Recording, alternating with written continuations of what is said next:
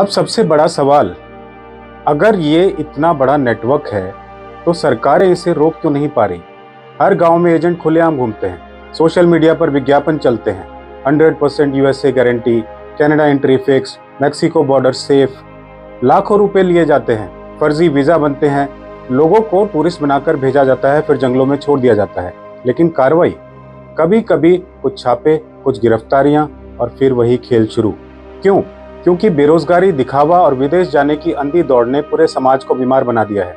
आज गांवों में हालत ये हो गई है कि अगर लड़का विदेश में नहीं है तो उसे स्टेटस नहीं मानते। अमेरिका नहीं जाएंगे तो मेरे बच्चे की लाइफ इधर है नहीं।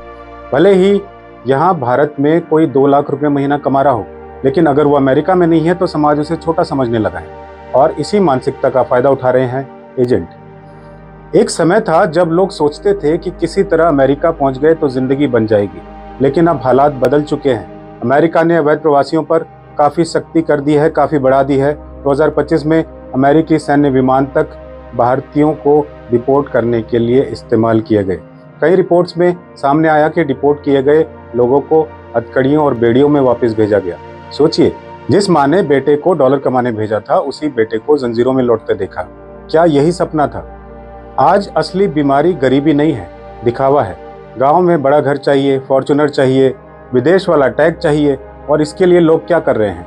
50-60 लाख रुपए मौत के रास्तों पर लगा रहे हैं। जरा सोचिए, अगर यही पैसा भारत में बिजनेस, खेती, दुकान, टेक्नोलॉजी, स्किल या स्टार्टअप में लगाया जाए तो क्या जिंदगी नहीं बन सकती? लेकिन नहीं, हमने अपने ही देश को कमतर मान लिया है। आज गंगा टेहड़ी गांव रो रहा है। एक माँ अपने बेटे की तस्वीर पकड़कर बैठी है। एक पिता अंदर से टूट चुका है। लेकिन सवाल सिर्फ सुखविंदर का नहीं है, कल कोई और होगा, फिर कोई और होगा। जब तक ये डंकी रूट का कारोबार बंद नहीं होता, जब तक समाज विदेश को सफलता का एकमात्र पैमाना मानना बंद नहीं करेगा, तब तक ऐसी चिताएं जलती रहेंगी।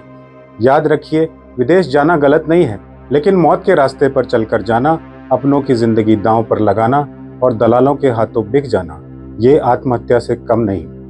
अगर कोई एजेंट आपको गारंटी दे रहा है तो समझ जाइए, वो आपका भविष्य नहीं बना रहा, वो आपकी जिंदगी खरीद रहा है। जागिए, क्योंकि अगली खबर कहीं किसी अपने के घर से ना हो।